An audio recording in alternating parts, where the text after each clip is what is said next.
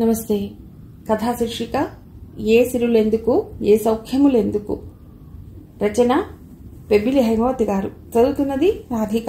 ఇక కథలో పెడితే, అర్చన, నీకోసం ఎవరో వచ్చారట, విజిటర్స్ రూమ్లో వెయిట్ చేస్తున్నారట, పనమ్మాయి చెప్పి వెళ్ళింది ఇప్పుడే అంది ప్రతిమ పుస్తకం పక్కన పెట్టి మంచం మీద నుండి లేస్తూ. ఈ టైంలో విజిటర్స్ ఏమిటే బాబు, విసుక్కుంటూ చెప్పులు వేసుకుని విజిటర్స్ రూమ్ వైపు నడిచింది అర్చన. ఆ రోజే ఎంసెట్ పరీక్ష. కాలేజీ క్యాంపస్ అంతా కోలాహలంగా ఉంది. ఎవరి ముఖం చూసినా ఆందోళన, ఆత్రుత కొట్ట వచ్చినట్లు కనబడుతోంది. ఇంచుమించు ప్రతి రెసిడెన్షియల్ కాలేజీలో ఇదే పరిస్థితి. పిల్లల్లో టెన్షన్, లెక్చరర్స్లో టెన్షన్, పేరెంట్స్లో టెన్షన్. ఈరోజు నా కోసం మమ్మీ కానీ డాడీ కానీ వచ్చి ఉంటారా అనే ఆలోచన రావటంతో వడివడిగా విజిటర్స్ రూమ్లోకి వచ్చిన అర్చనకు ఎదురుగా డ్రైవర్ రాజయ్య కనిపించాడు. నువ్వా రాజయ్య? ఇంకా ఎవరు అనుకున్నాను అంది అర్చన చిన్నగా నవ్వుతూ. అర్చనను చూడటంతోనే రాజయ్య లేచి నిల్చుంటూ, బాగున్నారా అమ్మా అన్నాడు పలకరింపుగా. బాగానే ఉన్నాను రాజయ్య, ఏమిటిలా వచ్చావు అంది అర్చన. ఈవేళ మీ పరీక్ష అయిపోతుందిట కదమ్మా, అమ్మగారు మిమ్మల్ని తీసుకురమ్మని పంపించారు అన్నాడు. ఇంతలో అర్చన నీకు ఫోన్ అంటూ ముందు గదిలో నుండి కేర్ టేకర్ కేక పెట్టింది. వెంటనే అర్చన వెళ్ళి ఫోన్ అందుకుని హలో అంది. హలో అర్చన, ఎలా ఉన్నావు? ఎగ్జామ్స్కి బాగా ప్రిపేర్ అయ్యావా? టెన్షన్ పడకుండా కూల్గా ఉండు, టైం మేనేజ్మెంట్ చేసుకుని జాగ్రత్తగా ఆన్సర్ చేయి పేపర్ని. రాజయ్య వచ్చాడు అక్కడికి. పరీక్ష అయ్యాక సామాన్లు జాగ్రత్తగా ప్యాక్ చేసుకుని వచ్చేయి, బాయ్ అంటూ పెట్టేసింది అర్చన తల్లి వందనాదేవి. ప్రశ్నలు అడగటమే కానీ కూతురు చెప్పే జవాబులు వినే ఓపిక, తీరిక ఆవిడకు లేవు. ప్రతి నిమిషాన్ని, గంటని వాల్యుబుల్గా ఎంచి క్యాలిక్యులేట్ చేస్తూ మెకానికల్గా ఏది ఏ వేళకు జరగాలో ఆ సమయానికి అది జరిగేటట్లు చూస్తుంది. అందుకే సరిగ్గా రాజయ్య అక్కడికి చేరే టైం అంచనా వేసి కూతుర్ని పలకరిస్తూ ఫోన్ చేసింది వందనాదేవి. తల్లి మాటల్లో ఏదో ఫార్మాలిటీ, ఇంకేదో డ్యూటీ చేస్తున్న భావన తప్ప ఆ మాటల్లో ఆత్మీయత, లాలిత్యం ఏదీ కనబడలేదు అర్చనకి. అందరి పేరెంట్స్ ఎంతో బాధ్యతగా తమ పిల్లలను దగ్గరుండి పరీక్ష రాయించేందుకు వచ్చారు.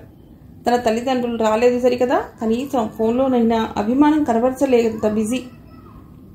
తల్లి ఇలా ఫోన్ అయినా చేసింది, తండ్రి అది కూడా లేదు. విరక్తిగా నిట్టూర్చింది.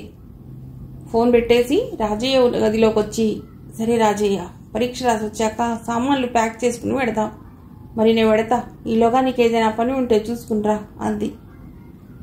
నాకే పని లేదమ్మా, అమ్మగారు మిమ్మల్ని పరీక్ష హాల్కి జాగ్రత్తగా తీసుకువెళ్ళి తీసుకురమ్మన్నారు. మీరు వచ్చేదాకా నేను ఇక్కడే ఉంటాను అన్నాడు రాజయ్య. అయితే సరిగ్గా మనం 12:30కి బయలుదేరదాం, ఈలోగా నువ్వు భోజనం చేసి వచ్చేయి అంటూ వెళ్ళిపోయింది అర్చన అక్కడి నుండి. అర్చన తల్లిదండ్రులిద్దరూ పేరు మోసిన డాక్టర్లు. తండ్రి భాస్కర్ చైల్డ్ స్పెషలిస్ట్, తల్లి గైనకాలజిస్ట్. కాకినాడలో వాళ్ళ ఆసుపత్రికి మంచి పేరుంది. ఎప్పుడూ పేషెంట్స్తో కిటకిటలాడుతూ ఉంటుంది. క్షణం తీరిక లేకుండా తల్లిదండ్రులు ఎప్పుడూ బిజీగా ఉంటారు. అందువలన పిల్లల మంచి చెడ్డలు, అభిరుచులు తెలుసుకునే ఓపిక, తీరిక లేకుండా కాలాన్ని డబ్బు కింద మారుస్తూ, మేమింత కష్టపడుతున్నది ఎవరి కోసం? మా పిల్లల కోసమేగా అని సరిపెట్టుకో చూస్తారు. కొడుకు హేమంత్ని, కూతురు అర్చనని డాక్టర్లుగా చేసి తమ ప్రాక్టీస్కు వారసులుగా చేయాలని వాళ్ల కోరిక. కానీ హేమంత్ ససేమిరా మెడిసిన్ చదవనని మొండికేసి ఇంజనీరింగ్ చదివి అమెరికా వెళ్ళిపోయాడు. ఇండియాలో ఏముంది అనుకుంటూ. మొదటి నుండి సెంటిమెంట్స్కి, అటాచ్మెంట్కి దూరంగానే పెంచారు పిల్లల్ని భాస్కర్, వందన. ఇంట్లో ఉంటే క్రమశిక్షణ అలవడదని చిన్నప్పటి నుండి రెసిడెన్షియల్ స్కూల్లోనే చదివించడంతో కన్న తల్లిదండ్రుల పట్ల ఏ అటాచ్మెంట్ లేని హేమంత్కి ఇక జన్మభూమి పట్ల ఎందుకుంటుంది ప్రేమ? హేమంత్ ఉన్నంతకాలం కొంతలో కొంత అయినా తన ఫీలింగ్స్ను అన్నగారితో షేర్ చేసుకునేది అర్చన. అతను వెళ్ళిపోవటంతో పూర్తిగా ఒంటరిదైపోయిన అర్చన తనలో తానే మదనపడుతూ కాలం గడపసాగింది. రాను రాను ఎవరి మీదో ఎందుకో తెలియని కసి పేరుకోసాగింది అర్చనలో. నేను చచ్చినా మంచి నాకు తెచ్చుకోను అనుకుంది కసిగా. ఆ మాట ఇప్పటికీ ఎన్నిసార్లు అనుకున్నా తల్లిదండ్రులకు బదులు విజిటర్స్ రూమ్లో రాజయ్యని చూడటంతోనే గట్టిగా అనుకుంది అర్చన. తల్లి, తండ్రి, చివరికి అన్నయ్య డబ్బు సంపాదన మత్తులో పడి ఎవరి కోసమో ఎందుకోసమో తెలియని ఆరాటంలో పడి కొట్టుకుపోతూ ఏ ఆనందము, సంతోషము లేకుండా అందరూ ఉండి కూడా ఎవరికి వారు ఒంటరిగా ఎడారి బతుకులు బతకటం ఎంత మాత్రం నచ్చలేదు అర్చనకు. తను అలా డబ్బు సంపాదించే యంత్రంలా మారాలన్న ఊహనే భరించలేకపోతోంది అర్చన. అందుకే ఏది ఏవైనా తాను డాక్టర్ కాకూడదన్న నిర్ణయం తీసుకుంది స్థిరంగా. అంతవరకు పరీక్ష కోసం పడిన టెన్షన్ అంతా ఎగిరిపోయింది అర్చనలు. చిటపటలాడుతూ విజిటర్స్ రూమ్కి వెళ్ళిన అర్చన ఎప్పుడూ లేనంత హుషారుగా నవ్వుతూ రూమ్కి రావటం చూసిన ప్రతిమ ఆశ్చర్యంగా స్నేహితురాలు వంక చూస్తూ, మీ డాడీ మమ్మీ వచ్చారా అని అడిగింది. అర్చనని అడ్మిట్ చేసేటప్పుడు తప్ప మళ్ళీ ఎప్పుడూ రాలేదు వాళ్ళు, అందుకే అంత ఆశ్చర్యంగా అడిగింది. కాదు, మా డ్రైవర్ వచ్చాడు అంది అర్చన అదే హుషారుతో. డ్రైవర్ వస్తే అంత హుషారెందుకో అర్థం కాలేదు ప్రతిమకు. ఒక్క క్షణం స్నేహితురాలి వంక చూసి మరేం మాట్లాడకుండా పుస్తకంలోకి చూపు మరల్చింది. అర్చన పరీక్ష రాసొచ్చాక అన్నీ సర్దుకుని కారెక్కింది. ప్రయాణం బోర్ కొట్టకుండా రాజయ్య దారి పొడుగునా ఏదో ఒకటి మాట్లాడుతూనే ఉన్నాడు. అర్చన అవన్నీ ఉత్సాహంగా వింటూ, అది ఎలా ఎందుకు అయ్యింది, ఇది ఇంకోలా చేస్తే బాగుండేది కదా అంటూ తను కూడా మధ్య మధ్యలో సందేహాలు వెలుగుచ్చుతూ మాటల్లో దూరమే తెలియకుండా రాత్రి 11 గంటలకు ఇల్లు చేరుకున్నారు. లగేజీ లోపల పెట్టి రాజయ్య వెళ్ళిపోయాడు. వంట మనిషి సావిత్రమ్మ ఎంతో ఆప్యాయంగా అర్చనను కుశల ప్రశ్నలు వేసింది. తానొచ్చేసరికి తల్లిదండ్రులు ఇంటికి చేరి ఉంటారనుకుంది అర్చన. కానీ వాళ్ళింకా ఇంటికి రాలేదని సావిత్రమ్మ చెప్పడంతో నిరుత్సాహంగా అనిపించింది అర్చనకు. తల్లిదండ్రులను ఎప్పుడెప్పుడు చూద్దామా అని తనకింత ఆతృతగా ఉంది. మరి వీళ్ళకేం అనిపించదా అనుకుంది బాధగా. అర్చనమ్మ, అన్నం వడ్డించేదా తల్లి అని అడిగింది సావిత్రమ్మ. వద్దులేండి మా అమ్మగారు, మమ్మీ డాడీ వచ్చాక తింటాను, ఈలోగా స్నానం చేసి వస్తాను అంటూ మేడ మీద ఉన్న తన గదిలోకి వెళ్ళింది అర్చన. స్నానం చేసి వచ్చేసరికి తల్లి తండ్రి తన కోసమే ఎదురు చూస్తున్నట్లు కూర్చుని ఉండటం చూసిన అర్చన మొహం వెలిగిపోయింది. డాడీ అంటూ పరుగున వెళ్ళి తండ్రి పక్కన కూర్చుని భుజం మీద తలవాల్చింది. బాగున్నావా తల్లి, ఎగ్జామ్ ఎలా రాశావు అన్నాడు భాస్కర్ కూతురి ముంగుర్లు సవరిస్తూ. బాగానే రాశాను డాడీ. అవును, ఈరోజు ఇంత లేట్ అయిందే మమ్మీ అంది అర్చన తల్లి వంక చూస్తూ. డాడీ, నేను ఓ డిన్నర్ పార్టీకి అటెండ్ అవ్వాల్సి వచ్చింది. అవును, నువ్వు భోజనం చేశావా అని అడిగింది వందనాదేవి కూతురి వంక ప్రేమగా చూస్తూ. లేదు ఇంకా, మీరొచ్చాక కలిసి తిందామని ఆగాను అంది అర్చన నీరు కారిపోతూ. అన్ని నెలల తర్వాత తానింటికి వస్తే తనతో కలిసి భోజనం చేయాలని అనిపించలేదా వీళ్ళకి అనుకుంది. అర్చన మాటలు వినటంతోనే ఇంకా తినలేదా, ఇలా వేళ తప్పి ఆహారం తీసుకోవటం ఆరోగ్యానికి మంచిది కాదని ఎన్నిసార్లు చెప్పాలి నీకు, ఇంకా చిన్నపిల్లల ఏమిటి ఎదురు చూడాలు అన్నాడు భాస్కర్ విసుగ్గా. ప్రేమని కూడా కోపంగానే చూపించగలడతడు. అంతవరకు అతడి మొహంలో ఉన్న ప్రసన్నత ఎగిరిపోయింది. తండ్రి మాటలు వినటంతోనే తప్పు చేసిన దానిలా తల వంచుకుంది అర్చన. సరే అర్చన, త్వరగా తినేసి నిద్రపో, నాకు చాలా అలసటగా ఉంది, వెళ్ళి పడుకుంటాను, గుడ్ నైట్ అంటూ లేచి తన బెడ్రూమ్లోకి వెళ్ళిపోయింది వందనాదేవి. భాస్కర్ కూడా వేసుకున్న కోటు విప్పి భుజం మీద వేసుకుంటూ గుడ్ నైట్ బేబీ అంటూ వెళ్ళిపోయాడు. తనతో కలిసి భోజనం చేయకపోయినా తాను అన్నం తినేదాకా అమ్మ దగ్గర కూర్చుని కబుర్లు చెప్తే బాగుండును అనుకున్న అర్చనకు నిరాశే మిగిలింది. తల్లి తండ్రి వెళ్ళిపోయాక ఒంటరిగా హాల్లో మిగిలిపోయింది అర్చన. సావిత్రమ్మ తలుపులు మూసి వస్తూ, రామ్మ భోజనం చేద్దు గాని అంది అర్చన దగ్గరకు వచ్చి చేయి పట్టుకుంటూ. నాకు ఆకలిగా లేదు, మీరు తినేయండి మామగారు అంటూ మేడమెట్ల వైపు నడిచింది అర్చన. చప్పున సావిత్రమ్మ అర్చన చేయి పట్టుకుని లాగుతూ, నా తల్లివి కదూ, రాక వచ్చావు, నువ్విలా ఖాళీ కడుపుతో పడుకుంటే నాకు ముద్దెలా దిగుతుందమ్మా, వచ్చి కాస్త ఎంగిలి పడమ్మా అంది. ఆవిడకు అర్చన బాధ ఏమిటో తెలిసినా తీర్చలేని అసక్తురాలు. అందుకే ఇలాంటి సందర్భం ఎదురైనప్పుడు లాలనగా బుజ్జగించి అన్నం తినిపిస్తుంది. ఈ ఇంట్లో వంట మనిషికి ఉన్నపాటి ఆలోచన తన కన్న తల్లిదండ్రులకు లేదేమనుకుంది అర్చన. సావిత్రమ్మ లాలనకు అర్చన కంటి వెంట నీళ్లు జలజలా రాలిపోయాయి. మమ్మీ డాడీలతో కలిసి తినాలని ఆశపడ్డాను, అది కూడా తప్పేనా అంది బాధగా. తప్పని ఎవరంటారమ్మా, అయినా నీకు తెలియందేముంది, ఉదయం నుండి అమ్మా నాన్న బాగా పనిచేసి అలసిపోయి వచ్చారు, వాళ్ళకిక మాట్లాడటానికే ఓపిక ఉండదు, నువ్వే సర్దుకుపోవాలి, ఇలా బాధపడితే ఏమొస్తుంది చెప్పు అంటూ తన పవిట చెంగుతో అర్చన చెంపలు తుడిచి డైనింగ్ టేబుల్ దగ్గరకు తీసుకువెళ్ళింది సావిత్రమ్మ. అర్చన పరీక్ష రాసి వచ్చి 4 రోజులు గడిచిపోయాయి. రొటీన్గా వేళకి అన్నీ అమరిపోతూ ఉండడం, ఉదయం రాత్రి గుడ్ మార్నింగ్ గుడ్ నైట్ లాంటి పొడి పొడి పలకరింపులతో దినం మొదలై ముగిసిపోతుండడం, ఏ మార్పులు లేకుండా. ఆ రోజు హాస్పిటల్కి వెడుతూ కూతురుతో చెప్పాడు భాస్కర్, ఈవినింగ్ మనం ముగ్గురం కలిసి సినిమాకి వెడదాం, టికెట్లు తెప్పిస్తాను, మేము వచ్చేసరికి రెడీగా ఉండు అని. తండ్రి ప్రపోజల్ వినటంతోనే ఎంతో సంతోషపడిపోయింది అర్చన. ఆ రోజు ఉదయం నుండే సాయంత్రం వెళ్ళబోయే సినిమా కోసం ఎన్నో ఊహలు అల్లేసుకుంది. అర్చనకు సినిమా చూడాలన్న ఆశ కంటే తల్లిదండ్రులతో కొన్ని గంటలు గడపబోతున్నాను అనేదే ఎక్కువ ఆనందాన్ని ఇచ్చింది. అయితే అనుకున్నట్లుగా భాస్కర్, వందన ఇంటికి రాలేకపోయారు. పని ఒత్తిడిలో పడి భాస్కర్ సినిమా ప్రపోజల్ సంగతే మర్చిపోయాడు. అర్చన మాత్రం సాయంత్రం 4 గంటల నుండే తల్లిదండ్రుల కోసం ఎదురు చూస్తూ గేట్ దగ్గరే ఉండిపోయింది. సినిమా టైం అయిపోవస్తుండటంతో తండ్రికి ఫోన్ చేసింది అర్చన. డాడీ, టైం అయిపోతోంది, ఇంకా ఎప్పుడొస్తారు మీరు అంది ఎగ్జైటింగ్గా. పేషెంట్స్తో బిజీగా ఉన్న భాస్కర్ తను ఉదయం కూతురికి ప్రామిస్ చేసిన విషయం మర్చిపోయాడు. ఎక్కడికి రావాలి నేను అన్నాడు విసుగ్గా. అదేమిటి డాడీ, సినిమాకు వెళదామని అని అర్చన మాట పూర్తి కాకుండానే మధ్యలోనే కట్ చేస్తూ, ఏ అర్చన, డోంట్ బి చైల్డిష్. ఇక్కడ పేషెంట్స్ మధ్య బిజీగా ఉన్న సమయంలో ఈ ఫోన్ కాల్స్ ఏమిటి, ముందు ఫోన్ పెట్టేయి అన్నాడు భాస్కర్ కటువుగా. తండ్రి మాటలు వినటంతోనే ఇక్కడ లేని బాధ, దుఃఖము ముంచుకొచ్చాయి అర్చనకు. సినిమాకు వెళ్ళలేకపోయామనే బాధ కంటే తండ్రి అన్న మాటలే ములుకుల్లా బాధించాయి. ఫోన్ పెట్టేసి తన గదిలోకి వెళ్ళిపోయింది పరుగున. రాత్రి బాగా పొద్దుపోయాక ఇంటికి వచ్చారు భాస్కర్, వందనాదేవి. కూతురు కనబడకపోవటంతో నిద్రపోతోంది కాబోలనుకున్నారు ఇద్దరు. భోంచేసి బెడబీదకి వెళ్ళిపోయారు. ప్రతిరోజులాగే ఆ రోజు తెల్లవారింది. భాస్కర్, వందనాదేవి హాస్పిటల్కి వెళ్లే ముందు తయారై బ్రేక్ఫాస్ట్ కోసం డైనింగ్ టేబుల్ వద్దకు వచ్చారు. అక్కడ అర్చన కనిపించకపోవడంతో, సావిత్రమ్మ గారు, అర్చన ఇంకా లేవలేదా అని అడిగింది వందనాదేవి. ఏమోనమ్మా, ఇంకా లేచినట్లు లేదు, రాత్రి కూడా సరిగ్గా అన్నం తినలేదు, చూసి రమ్మంటారా అమ్మా అంది సావిత్రమ్మ. వద్దులే, నేనే వెళతాను అంటూ వందనాదేవి లేచి కూతురి గది వైపు నడిచింది.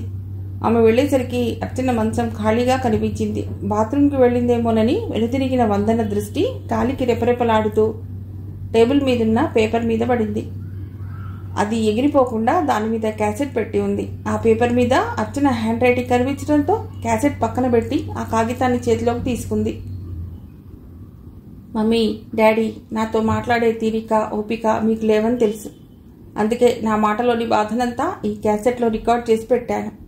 మీకు తీరిక ఉన్నప్పుడు పెట్టుకుని వినండి. నా కోసం ఆదుర్దా పడకండి. నేను పిన్నిగారింటికి పెడుతున్నాను. ఇప్పటికింతే, అర్చన.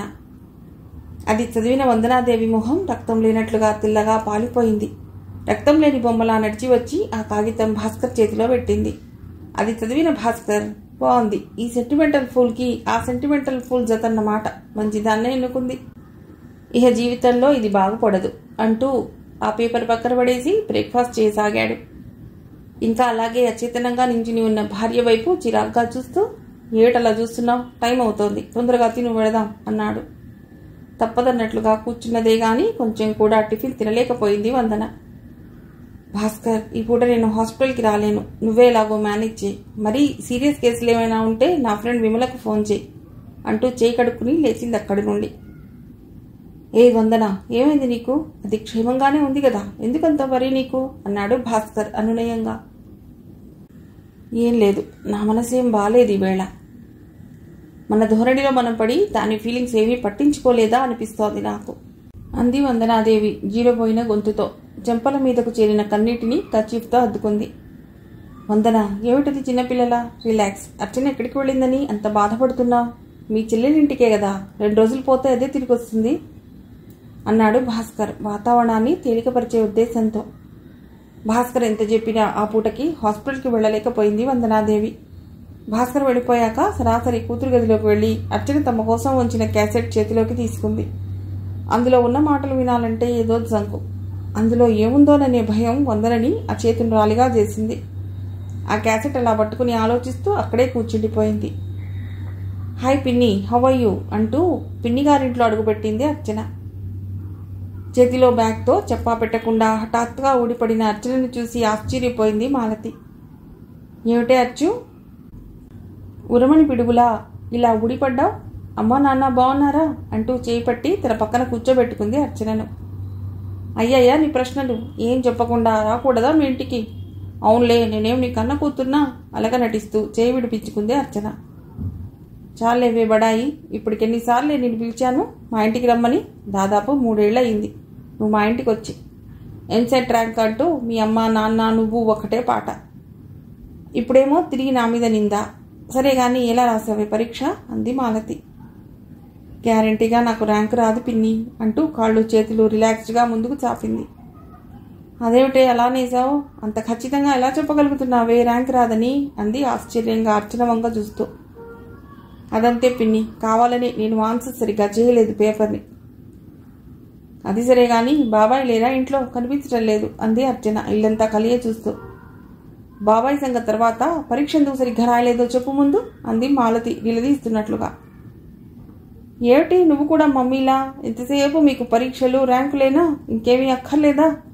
ఇలా అయితే ఇక్కడి నుండి కూడా నేను విడిపోతా అంది అర్చన బెదిరిస్తున్నట్లుగా. ఆ మాటలు వినటంతో మాలతి అర్చనకు మరింత దగ్గరగా జరుగుతూ, అయితే అర్చు ఇంట్లో చెప్పకుండా వచ్చేసావా? తప్పు కదూ. అమ్మా నాన్న ఎంత కంగారు పడతారు అంది కూతురి భుజం మీద చెయ్యి వేసి. ఏం కంగారు పడరు, వాళ్ళకి నేను ఇంట్లో ఉన్నా లేకపోయినా ఒక్కటే. 10 మందిలో గొప్పగా చెప్పుకునేందుకు నాకు ర్యాంక్ వస్తే చాలు. నేను కాలేజీ నుండి ఇంటికి వచ్చి 4 రోజులైంది. నాతో ఒక్క పూట అంటే ఒక్క పూట కలిసి భోజనం చేయలేదు. ఎప్పుడు చూసినా బిజీ. అందరు తల్లిదండ్రులు ఇలాగే ఉంటున్నారా? అంతెందుకు, తమ్ముడు ఉదయ్ని నువ్వు బాబాయ్ ఎలా చూస్తారు? దగ్గర కూర్చోబెట్టుకుని కబుర్లు చెప్తారు. వాడు చదువుతున్నాడో లేదో బాబాయ్ దగ్గరుండి గమనిస్తారు. వాడికి ఏ వేళకి ఏం కావాలో అన్నీ జాగ్రత్తగా అమరుస్తావు నువ్వు. అవన్నీ నాకు చేయనక్కర్లేదు. రోజుకి ఒక 10 నిమిషాలు నాతో స్పెండ్ చేస్తుందా అమ్మ? ఎందుకు పిన్ని ఈ చదువులు సంపాదనలును? నాకు జీవితం అంటే విరక్తి వచ్చేసింది. ఆ చివరి మాట అంటూ బిగ్గరగా ఏడ్చేసింది అర్చన. ఏడుస్తున్న అర్చనను చాలాసేపు ఓదారుస్తూ ఉండిపోయింది మాలతి. ఏడుపు ఉధృతం తగ్గాక సముదాయిస్తున్నట్లుగా అంది. నీ బాధ నేను అర్థం చేసుకోగలనమ్మా, కానీ నువ్వు ఇలా చేయటం మాత్రం సరైంది కాదు. నువ్వు చదువుకునేది ఎవరి కోసం? నీకోసమే కదా. వాళ్ళనేదో సాధిస్తున్నానని నీకు నువ్వు అన్యాయం చేసుకుంటావా అంది మాలతి. నీకు అలాగే ఉంటుంది పిన్ని. అనుభవించే వాళ్ళకే ఆ బాధ ఏమిటో తెలుస్తుంది. ఒక్కసారి నా ప్లేస్లో ఉంటే తెలిసేది నీకు. ఆఖరికి మా ఇంట్లో పనిచేసే డ్రైవర్ కూడా తన పిల్లలు 10th పరీక్షలు రాస్తూ ఉంటే దగ్గర ఉండి తీసుకువెళ్ళి తీసుకొస్తాడు ఎగ్జామినేషన్ హాల్కి.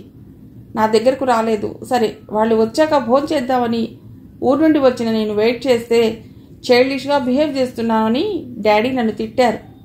ఇంత చిన్న ఆశ కూడా తిరలేదు నాకు. నిన్నటికి నిన్న సినిమాకి వెడదామని తనే ప్రామిస్ చేసి తొందరగా రాలేదని నేను ఫోన్ చేస్తే ఎదురు నన్నే దారుణంగా తిట్టారు. రేపు నేను కూడా ఇలాంటి లైఫ్ గడపడానికైనా డాక్టర్ కావాల్సింది అంది ఆవేశంగా అర్చన. అర్చన చెప్పింది విన్నాక తిరిగి జవాబు చెప్పేందుకు మాటలు కరువయ్యాయి మాలతికి. అయితే తాను ఇలా వదిలేస్తే అర్చన మరింత డిప్రెషన్కి లోనవుతుందని గ్రహించింది. సరేలేరా, జరిగిందేదో జరిగిపోయింది. నీకు ఈ కోర్స్ ఇష్టం లేకపోతే మరోటి చెయ్యి. అమ్మా నాన్నలకు నేను చెప్తాను. జరిగిందంతా మనసులో పెట్టుకుని బాధపడకు. అయినా ఇలా చెప్పా పెట్టకుండా రావడం చాలా తప్పు అర్చన. ఎంతసేపు నీ బాధ గురించే నువ్వు ఆలోచించావు కానీ అమ్మా నాన్నల గురించి కొంచెమైనా ఆలోచించావా? వాళ్ళ వే ఆఫ్ థింకింగ్ వేరు కావచ్చు, కానీ ఉదయం లేచిన దగ్గర నుండి పడుకునేంత వరకు వాళ్ళు కష్టపడేది ఎవరి కోసం? మీకోసమే కదా. అది మర్చిపోతే ఎలా? వద్దు పిన్ని, నాకు ఈ హితబోధలేం చేయవద్దు. విని విని విసుగు పుట్టేసింది. సరేలే, మంచి వేడి మీద ఉన్నావు కానీ ఫ్రెష్ అప్ అయిరా, టిఫిన్ పెడతాను. ఈలోగా నేను అమ్మా నాన్నలకి ఫోన్ చేస్తాను అంది మాలతి. ఇంతలో ఫోన్ రింగ్ అయింది. మాలతి ఎత్తి హలో అంది. హలో మాలతి, అర్చన వచ్చిందా అక్కడికి అంది వందన ఆదుర్దాగా. వచ్చిందక్క, బాత్రూంలో ఉంది, పిలవనా అంది మాలతి. వద్దులే మాలతి, దానికి మా మీద బాగా కోపం వచ్చి ఇంట్లో చెప్పకుండా నీ దగ్గరకు వచ్చేసింది అంది వందనాదేవి ఏడుపు గొంతుతో. బాధపడకక్క, అది వచ్చింది ఎక్కడికి? నా దగ్గరికేగా. ఓ 10 రోజులు నా దగ్గర ఉంచుకుని పంపిస్తాలే. ఈలోగా దాని మంచి చెడ్డ అన్నీ కనుక్కుంటాను. విషయాలన్నీ తర్వాత మాట్లాడుకుందాం అంటూ ఫోన్ పెట్టేసింది మాలతి. కూతురు చెల్లెలి దగ్గరికి క్షేమంగా చేరుకుందని వినటంతో కొంచెం రిలీఫ్గా ఫీల్ అయింది వందనాదేవి. అప్పుడు కూతురు ఇచ్చిన కెసెట్ని టేప్ రికార్డర్లో పెట్టి ఆన్ చేసింది. మమ్మీ డాడీ, నేను చేసిన పని మీ దృష్టిలో చాలా ఫూలిష్గా కనిపిస్తుందని నాకు తెలుసు. అయినా ఇలా చేయకుండా ఉండలేకపోతున్నాను. అందరి పిల్లల్లాగే నాకు మీతో సరదాగా గడపాలని ఎంతో ఆశ. కానీ మీకెప్పుడూ పట్టుమని 10 నిమిషాలు మాతో గడిపే తీరికే లేనంత బిజీ. ఎప్పుడూ పని పని, దాని ద్వారా వచ్చే సంపాదన. నిమిషాలను రూపాయలుగా మార్చే పని. ఎందుకోసం డాడీ ఈ పని? ఎవరికోసం మమ్మీ ఈ సంపాదన? మీరు సంపాదించిన డబ్బుతో అన్నీ కొనగలరు గాని అమ్మా నాన్నల ప్రేమని అనురాగాన్ని నాకు కొనియగలరా? చిన్నప్పుడు అమ్మ మెడ చుట్టూ చెయ్యి వేసి గువ్వపిట్టలా అమ్మ గుండెల్లో తలదాచుకుని నిద్రపోయేదాన్ని. అలా పడుకోవడం అంటే నాకెంతో ఇష్టం. అలాంటి నన్ను ఇంటి దగ్గర ఉంటే అన్నయ్య, నేను మిమ్మల్ని అక్కడికి ఇక్కడికి తీసుకువెళ్ళమని వేధిస్తున్నామని, సెంటిమెంటల్గా అటాచ్మెంట్ను పెంచుకుంటున్నామని మమ్మల్ని ఇద్దరినీ రెసిడెన్షియల్ స్కూల్లో పడేశారు, అతి చిన్నతనంలోనే. ఏమన్నా అంటే మేమేం చేసినా మీ భవిష్యత్తు కోసమే కదా చేస్తున్నాం, మీకోసమే కదా కష్టపడుతున్నాం అని అంటారు. నిజమే, మాకోసమే కష్టపడి సంపాదిస్తున్నారు. మీరు సంపాదించిందంతా మాకోసమే. దాంతో మేము పోగొట్టుకున్న బాల్యాన్ని తిరిగి కొనివ్వగలరా? ఇవ్వలేరు.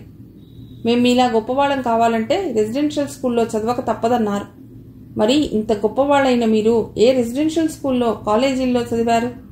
ఏం మీలా మేము ఇంట్లో మీ సమక్షంలో చదవలేమనా మీ ఉద్దేశం? పోని మేము సెలవులకి ఇంటికి వచ్చిన 4 రోజులైనా మాతో ఎంజాయ్ చేసిన గుర్తు ఏమైనా ఉందా మీకు? అన్నయ్య ఉన్నన్నాళ్ళు మీరు మమ్మల్ని పట్టించుకోకపోయినా ఒకరికొకరం తోడుగా ఉన్నట్లు అనిపించేది. అన్నయ్య వెళ్ళాక నేను పూర్తిగా ఒంటరిదాన్ని అయిపోయాను. మీ లోకం మీది, నా లోకం నాది అయిపోయింది. అన్నయ్యని డాక్టర్ని చేయాలనుకున్నా అన్నయ్య వినలేదు. నన్ను బలవంతాన బైపీసీ తీసుకునేలా చేశారు. నేను మీ మాట మీద గౌరవంతో చేశాను. కానీ మీ వైఖరి చూశాక నాకు వైద్య వృత్తి అంటేనే విరక్తి కలిగింది. దానికి కారణం మీరే. అందరూ వైద్య వృత్తి ఎంతో పవిత్రమైందని చెప్తారు, కానీ మిమ్మల్ని చూస్తే అలా అనిపించలేదు నాకెప్పుడు. ప్రతి నిమిషాన్ని రూపాయలతో లెక్కగట్టే మీరు అందులో పవిత్రతను ఎలా చూపగలరు? ప్రతి మనిషి గొప్పవాడు కావాలి, ఒప్పుకుంటాను. సాధించిన దానితో తృప్తి పడకుండా ఇంకా ఇంకా ఉన్నత శిఖరాలను అందుకోవాలనుకోవటము తప్పు కాదు. అయితే ఆ ఉన్నత శిఖరాలు డబ్బు సంపాదనలోనే ఉందంటే నేను అంగీకరించను.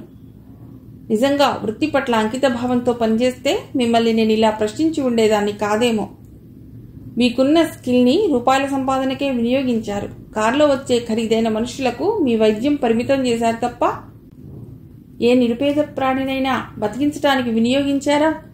అంతెందుకు, మన ఇంట్లో పనిచేసే రత్తాలు బిడ్డను కనలేక చనిపోయింది. మీరు తలుచుకుంటే మీలో మానవత్వం అనేది ఉంటే రత్తాలు ప్రాణాలు కాపాడి ఉండేవాళ్లు.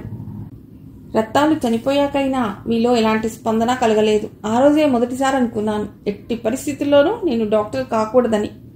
డాక్టర్ అయ్యాక మీలా మారిపోతానన్న ఊహనే నేను భరించలేకపోతున్నాను. కానీ అలా కాకుండా బాగా చదివి డాక్టర్ని ప్రజాసేవ చేయాలనే ఉద్దేశంతో ఎంసెట్ కోచింగ్కు వెళ్ళాను. అక్కడ కూడా అదే కమర్షియల్ థింకింగ్తో అందరూ ఉండటం చూసి నా మనసు ఎటూ తేల్చుకోలేక డోలాయమానంగా అయిపోయింది. ఆ రోజు మా ఎంసెట్ పరీక్ష రోజు. మీ ఇద్దరిలో ఏ ఒక్కరు వచ్చి నన్ను పరీక్షకు తీసుకువెళ్ళినా నా మనసంత బాధకు గురయ్యేది కాదు. ఏదో ఫార్మాలిటీ కోసం డ్రైవర్ని పంపించారు. ఇవన్నీ నా మనసు మీద చాలా ప్రభావం చూపించాయి. అందుకనే కావాలనే నేను ఎంసెట్ పేపర్ సరిగ్గా ఆన్సర్ చేయలేదు. నాకు ర్యాంక్ రాకపోయినా ఎన్ఆర్ఐ కోటాలోనైనా సీటు కొని మెడిసిన్ చదివిద్దామని మీరు అనుకోవటం నేను విన్నాను. అందుకే ఇంట్లోంచి వెళ్ళిపోతున్నాను. నాకు ఈ యాంత్రికమైన జీవనం వద్దు. నిండుగా ప్రేమాభిమానాలు పంచి ఇచ్చే అమ్మా నాన్నలు కావాలి. మీ ఆత్మీయత కావాలి. అది ఇక్కడ దొరకదని అర్థమైంది కనుక వెళ్ళిపోతున్నాను. మీరు అనుకోవచ్చు చిన్న నోటి నుండి పెద్ద మాటలు వస్తున్నాయని. దానికేం తక్కువ, అన్ని దర్జాలు సుఖాలు ఉన్నా ఇంకా ఏదో తక్కువైందని ఇలా చేసింది అనుకుంటారు మీరు. కానీ ఇక్కడ నాకు చిన్నప్పుడు చదువుకున్న భర్తృహరి పద్యం గుర్తుకొస్తోంది. దాని భావం, ఎంత చదువుకున్నా వివేకం లేని చదువు వ్యర్థమని, అతి చక్కగా వంట చేసినా అందులో ఉప్పు లేకపోతే దానికి రుచే ఉండదని అర్థం. అలా అన్నీ ఉన్నా వెలకెట్టలేని ప్రేమానురాగాల ముందు అవన్నీ దిగదుడుపు అని నేను అనుకుంటాను. ఆ ఇంటికి మళ్ళీ తిరిగి వచ్చే ఉద్దేశం నాకు లేదు. పిన్ని దగ్గరే ఉండి చదువుకుంటాను. మిమ్మల్ని ఇలా విసిగించినందుకు, మీ వాల్యుబుల్ టైంని కొంత వేస్ట్ చేసినందుకు నన్ను మన్నించండి. సెలవు. టేప్ ఆగిపోయింది. అందులో నుండి వినవచ్చిన అర్చన ఒక్కొక్క మాట ఒక్కో తూటాల వందన గుండెల్లో దూసుకుపోగా అచేతనంగా కూర్చుండిపోయింది. ఇన్నాళ్లుగా తమ జీవితాల్లో తెలియకుండానే తాము కోల్పోయిందంతా కళ్ళెదుట నిలిచిని పరిహసిస్తున్నట్లుంది. తాము కోల్పోయిందేమిటో అర్థమయ్యాక ఇన్ని సంవత్సరాలుగా సంపాదించిన సిరి సంపదలు, సంఘంలో హోదా, గౌరవాలు అన్నీ అతి తేలిగ్గా కాలదన్ని వెళ్లిపోయిన అర్చన ముందు అవన్నీ వెలవెలా పోయినట్లయ్యాయి. వందన కళ్ళు ఆర్తితో తడిశాయి అర్చన కోసం. భార్యను కసిరి హాస్పిటల్కి వచ్చేశాడే గాని అర్చన ఆలోచనల నుండి తప్పించుకోలేకపోయాడు Bhaskar. Twinkle twinkle little star అని అర్చనను ఎత్తుకుని గిరగిరా తిప్పినప్పుడు కూతురి మొహంలో కనిపించిన మెరుపులు తాను ఎన్ని ఖరీదైన బహుమతులు కొని ఇచ్చినా ఏనాడు అర్చన మొహంలో చూడలేకపోయాడు. అర్చన ఇష్టపడేది అన్నింటికంటే తమ సాన్నిహిత్యమే అని తెలిసి కూడా ఎంత నిర్లక్ష్యం చేశాడు. నిన్నటికి నిన్న పని ఒత్తిడిలో పడి ఇచ్చిన ప్రామిస్ని నిలబెట్టుకోకపోగా గుర్తు చేసిన అర్చనని చాలా హర్ట్ చేశాడు. అందరికంటే తన బిడ్డలు గొప్పగా, ఎంతో గొప్పగా అయిపోవాలని ఆరాటపడ్డాడే గాని పిల్లల మనస్సుల్లో రేగే పెను తుఫాన్లను, ఆశలను గమనించలేకపోయాడు. బంగళాలు, విలువైన కార్లు బహుమతులుగా కొనిచ్చిన తనతో గడపాలని ఆరాటపడే అర్చన చిన్ని కోరికను తీర్చలేకపోయాడు. ఆలోచించిన కొద్దీ తాము చేసిన తప్పేమిటో అర్థమైన భాస్కర్ చివాల్న చైర్లోంచి లేచి అసిస్టెంట్ని పిలిచి హాస్పిటల్ బాధ్యతను అప్పగించి ఇంటికి బయలుదేరాడు. కారు డ్రైవ్ చేస్తున్నాడే గాని కారు కంటే వేగంగా కూతుర్ని చూడాలనే భావన అతడి నిలవనీయలేదు. టేపు విన్నాక కళ్ళు మూసుకుని అర్చననే తలుచుకుంటూ కన్నీరు కారుస్తున్న వందనాదేవి చెంపల మీద భాస్కర్ చేతి స్పర్శ తగలటంతో కళ్ళు తెరిచి చూసింది. భర్తని చూడటంతోనే చూసావా భాస్కర్, అర్చన ఏమందో అంటూ క్యాసెట్ తీసి భాస్కర్ చేతికి ఇచ్చింది. వద్దు వందన, అదేమంటుందో ఏం కోరుకుంటుందో నాకు తెలుసు, వెళదాం పద అర్చన దగ్గరకు అన్నాడు భాస్కర్ చెయ్యందించి వందనను లేవతీస్తూ. కారు తారు రోడ్డు మీద మెత్తగా సాగిపోతోంది. ఎక్కడి నుండో గాల్లో తేలి వస్తున్న పాట. ఏ సిరులెందుకు, ఏ సౌఖ్యములెందుకు, ఆత్మశాంతి లేనిచో మనిషి బతుకు నరకమౌను. పాట వింటూ భాస్కర్ భుజం మీద తలవాల్చింది వందన. కథ అయిపోయింది.